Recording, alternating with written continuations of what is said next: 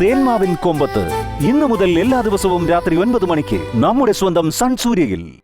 ഞാൻ നിന്നെ വിളിച്ച് സംസാരിക്കുന്ന സ്നേഹിച്ച ഒരാളെ സ്വന്തമാക്കി കഴിയുമ്പോ ഒരു പെൺകുട്ടി എത്രത്തോളം സന്തോഷിക്കണം. പക്ഷേ പാർവതിയുടെ മുഖത്ത് അങ്ങനൊരു സന്തോഷം ഞാൻ കണ്ടില്ല. ഒരു ജീവച്ചവം പോലെയാ പാർവതി നടക്കുന്നത്. നീയും പാർവതിയും തമ്മില് എന്തിനെങ്കിലും വഴക്കൂടിയോ? ഇല്ല സർ, ഞങ്ങൾ തമ്മിൽ ഒരു വഴക്കം നടന്നിട്ടില്ല. 2-3 ദിവസം മുമ്പ് വരെ അവൾ വളരെ സന്തോഷത്തിലായിരുന്നു. പക്ഷേ കഴിഞ്ഞ കുറച്ച് ദിവസങ്ങളായി അവളിൽ എന്തൊക്കെയോ മാറ്റങ്ങൾ സംഭവിച്ചിട്ടുണ്ട്. അതിന്റെ കാരണം എന്താണെന്ന് എനിക്കറിയില്ല സർ. നിനക്കറിയില്ലെന്ന് മാത്രം പറയരുത്. ആത്മാർത്ഥമായി സ്നേഹിക്കുന്നവരുടെ ഇടയില് രഹസ്യങ്ങളൊന്നും ഉണ്ടാവില്ല. ഒരുപാട് ബുദ്ധിമുട്ടുകൾ നേരിട്ടതിന് ശേഷമാണ് പാർവതിക്ക് നിന്നെ കിട്ടിയത്. ആ നിന്നോട് പറയാൻ പറ്റാത്ത എന്ത് പ്രശ്നമാണ് പാർവതിക്കുണ്ടാവുക? അത് മനസ്സിലാക്കാൻ വേണ്ടിയാണ് സർ കഴിഞ്ഞ 2-3 ദിവസമായിട്ട് ഞാൻ ശ്രമിക്കുന്നത്. പാർവതിയുടെ പ്രശ്നം എന്താണെന്ന് എനിക്കും കൃത്യമായിട്ട് അറിയില്ല. പക്ഷേ ഡോക്ടർ പറഞ്ഞത് എന്താണെന്ന് ഞാൻ പറയാം. പാർവതി ഒട്ടും ഹെൽത്തിയല്ല. പാർവതി ഫുഡിന്റെ കാര്യത്തിൽ കുറച്ചുകൂടി ശ്രദ്ധിക്കണമെന്നാ ഡോക്ടർ പറഞ്ഞ. പക്ഷേ അതുകൊണ്ട് മാത്രം കാര്യമുണ്ടാവുമെന്ന് എനിക്ക് തോന്നുന്നില്ല. പാർവതിക്ക് മനസ്സ് തുറന്ന് സംസാരിക്കാൻ പറ്റുന്ന ആരെങ്കിലും അവളുടെ ചുറ്റിനുണ്ടാവണം. അത് പാർവതിയുടെ അച്ഛനോ അമ്മയോ നാട്ടിലുള്ള അവളുടെ സുഹൃത്തുക്കളോ ഒക്കെ ആവാം. അവരോട് മാനസികമായി കൂടുതൽ അടുപ്പമുള്ളതുകൊണ്ട് പാർവതിയുടെ മനസ്സിലുള്ളത് അവരോട് പറയാനുള്ള സാധ്യതയുണ്ട്.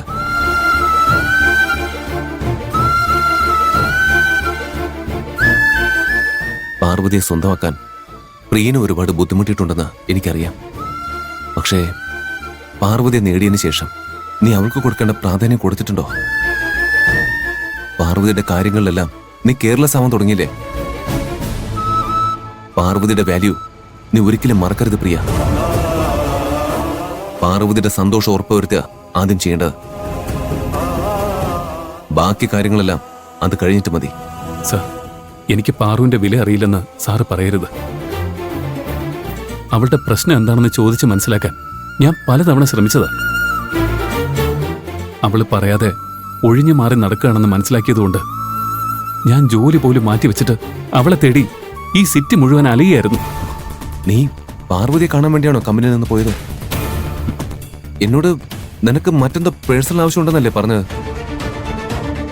പാർവതിയുടെ ആവശ്യത്തിന് വേണ്ടിയായിരുന്നു നീ എന്താ പറയാതിരുന്ന? കുറച്ച് നാളുകളായിട്ട് സാറ് ഞങ്ങളെ സപ്പോർട്ട് ചെയ്യുന്നുണ്ട്. ഞാനും പാറുവും കമ്പനിയിൽ പ്രശ്നങ്ങൾ ഉണ്ടാക്കുകയാണെന്ന കരുണാകരൻ സാറ് പറഞ്ഞു നടക്കുന്നത്. ഞാനും പാറുവും സാറിന് ആവശ്യമില്ലാത്ത തരത്തിൽ സ്വാധീനിക്കുന്നുണ്ടെന്ന് അയാൾ പറഞ്ഞു നടക്കുന്നുണ്ട്. അന്ന് ടെറസിൽ വെച്ച് ഇതുപോലെ സംസാരിച്ചപ്പോഴാണ് ഞാൻ അയാളെ അടിച്ചത്. അതിനുശേഷം പാറുവിന്റെ ആവശ്യത്തിന് സാറിനോട് ഒരു സഹായം ചോദിക്കരുതെന്ന് ഞാൻ തീരുമാനിച്ചത്.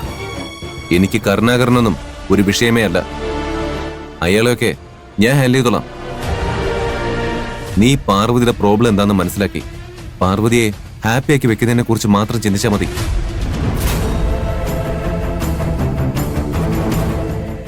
ഞാൻ വീണ്ടും പറയാ, പാർവതിക്ക് വേണ്ടി മാത്രമാ ഞാൻ ഒതുങ്ങി നിൽക്കുന്നത്.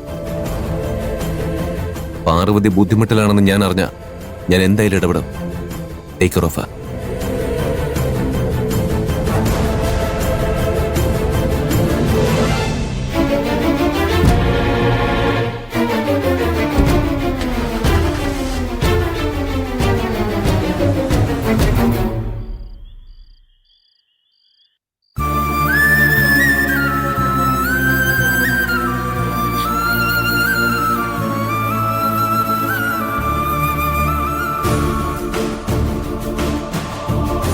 വേസ്റ്റ് കൊണ്ട് കളഞ്ഞപ്പോഴേക്കും കയ്യിലൊക്കെ അഴുക്കായി. ഒന്ന് കഴുകിയേക്കാം, ഇതിവിടെ ഇരിക്കട്ടെ.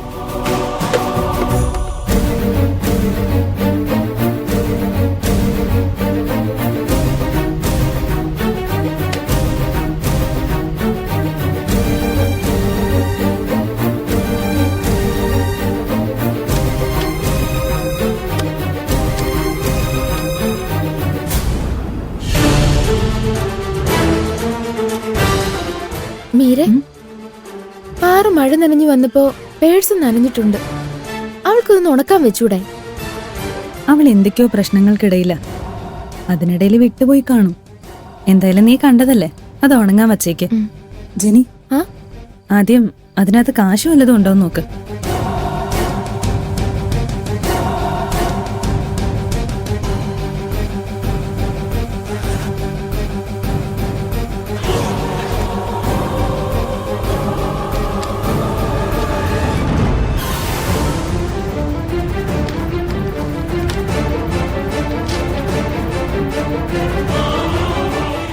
ഇത് മെഡിക്കൽ റിപ്പോർട്ടാണല്ലോ.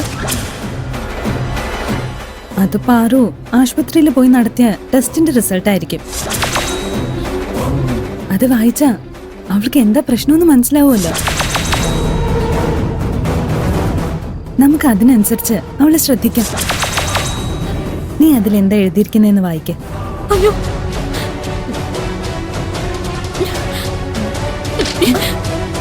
എന്താടേ, എന്തിനിങ്ങനെ ടെൻഷൻ അടിക്കുന്നേ? നിന്റെ ടെസ്റ്റ് റിപ്പോർട്ട് ഞങ്ങൾ വായിക്കുന്നതിൽ എന്താ കുഴപ്പം? അതിന് തന്നെ വേണ്ട. നിങ്ങൾ ഓരോരുത്തരായിട്ട് ഇത് വായിച്ച് എന്തെങ്കിലുമൊക്കെ കുറ്റം കണ്ടുപിടിച്ച് എന്നെ സൂക്കേടുകാരിയാക്കും. ഡോക്ടർ എനിക്കൊരു കുഴപ്പമില്ലെന്ന് പറഞ്ഞില്ലേ, പിന്നെ എന്തിനാ ഇത് വായിക്കുന്നേ?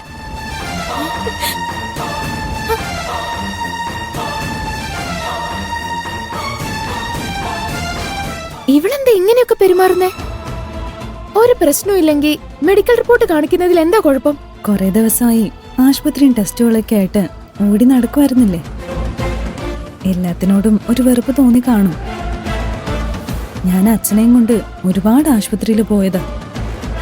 കുറച്ച് കഴിഞ്ഞപ്പോ അച്ഛന് ആശുപത്രിയും ടെസ്റ്റും ഒന്ന് കേട്ടാ തന്നെ ദേഷ്യമാ. പാറുവും അതേ അവസ്ഥയിലായി കാണും. അവൾക്ക് പ്രശ്നമൊന്നുമില്ലല്ലോ.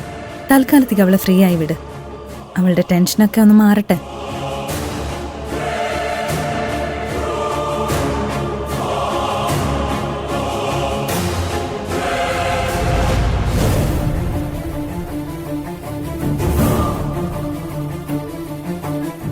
ഇതെങ്ങനെയാ എന്റെ പേഴ്സിലെത്തിയത്? ഞാനത് കണ്ടിട്ടും കൂടിയില്ലല്ലോ.